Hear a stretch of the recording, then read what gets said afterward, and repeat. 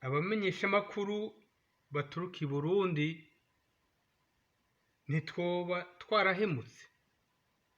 Ni ikibazo umwe wese akwiye kwibaza muri ibi bihe, kubera yuko umenga dukora nabi. Umwe wese yibaze ico kibazo, yihe n'inyishu. Aha rero mboneyeho kwishura ku vyashikirijwe na media Renaissance iri mu Rwanda, umumenyeshamakuru yifatiye mu gahanga uwundi mumenyeshamakuru yoba yavuze ibitari vyo.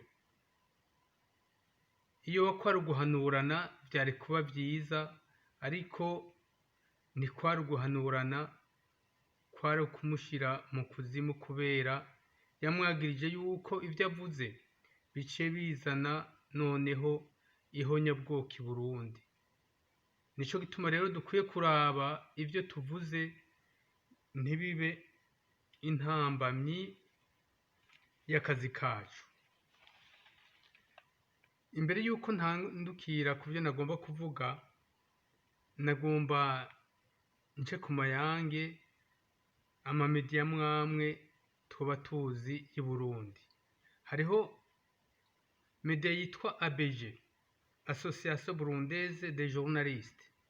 Hakaba iyindi yitwa ABP, Agence Burundaise de Presse.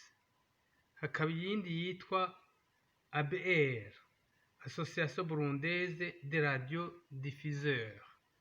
Hakaba iyindi yitwa AFGO, Association des Femmes Journalistes.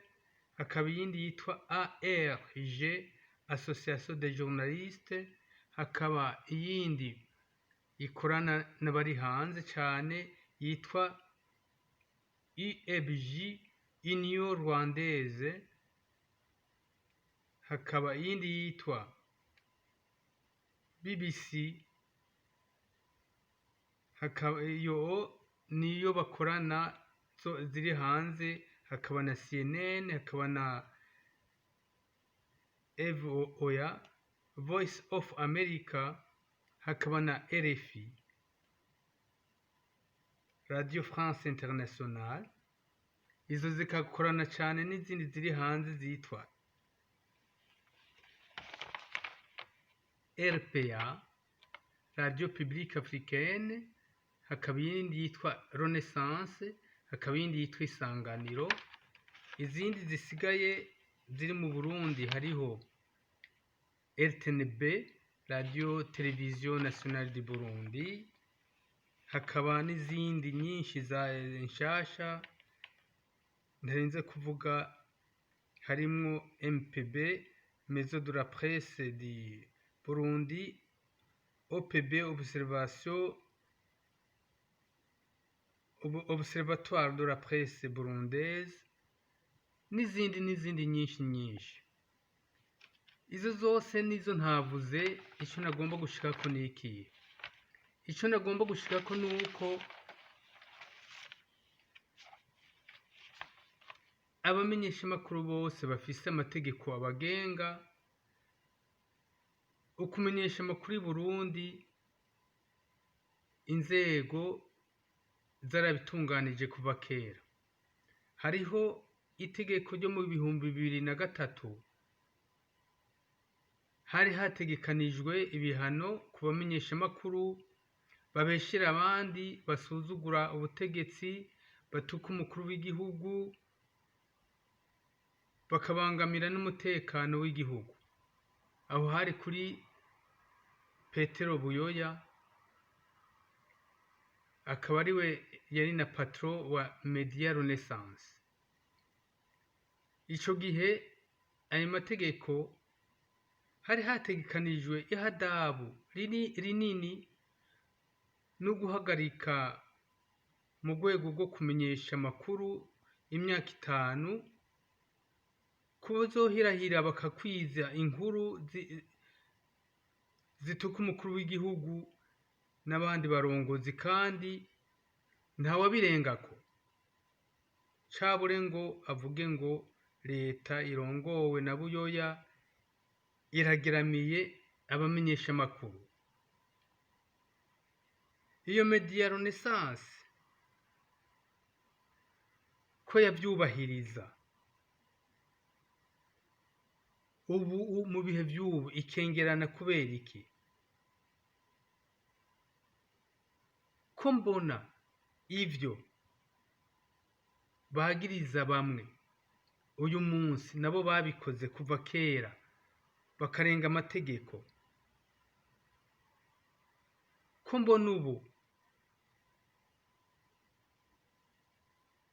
bamwe bahindutse urwego rugira za propagande z'abagwanya ubutegetsi i Burundi, none nibo bari mu kuri. Mu bihumbi 2004 OPB, Observatoire de la Presse du Burundi, urwego rwafasha abamenyeshamakuru kwikebuka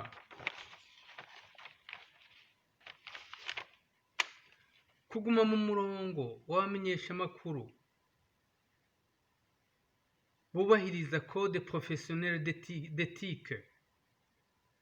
Ko OPB yatanga ibihano kubitwaye nabi, bagasabwa kuvuga inkuru itohojwe neza. None ubu abo bamenyeshamakuru bari hanze, kubera iki mwataye akabanga?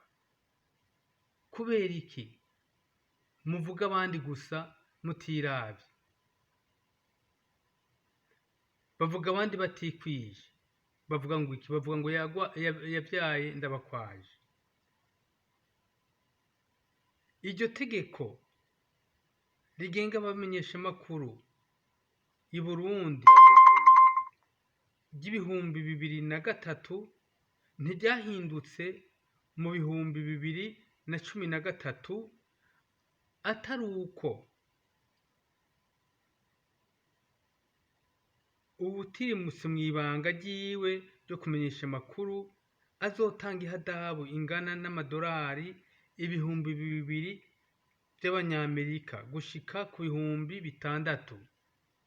None ndabaza, igihe cose abamenyeshamakuru bahurukiye mu runani rw'amaradiyo ahuza RPA, Renaissance, Isanganiro batutse abarundi bamuka mu bwoko bw'abahutu, bakabagiriza ihonyabwoko n'integuro igayitse yavyo, bagatuka abarongozi Burundi, none nta tegeko ribafata?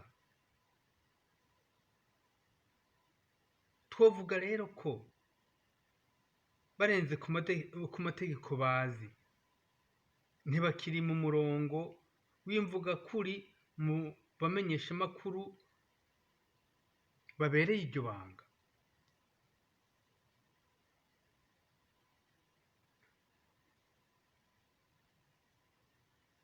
Ivyo rero tuvyibaze ko,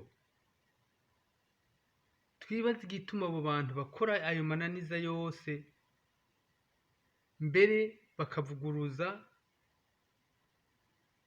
na CNC, Conseil National de la Communication. Bavuga ngo impanuro z'urwo rwego ni urwego rw'igihugu, ntaco bibabwiye. None ivyashinzwe mu bihumbi 2003 ku bamenyeshamakuru ku ntwaro ya Buyoya ntivyari itegeko ry'igihugu ko bavyubahiriza? Ntibabirengeko.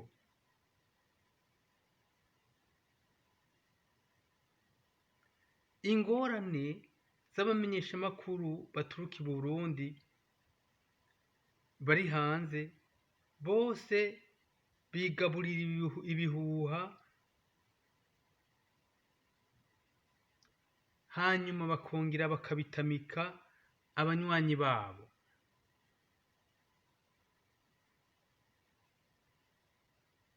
Inkurikizi murayizi. Inkurikizi y'ivyo bintu, isinzi ry'abantu mu bihumbi 2015 bagiye hanze bumvise ivyo bihuha by'abo bamenyesha amakuru. Ubu naho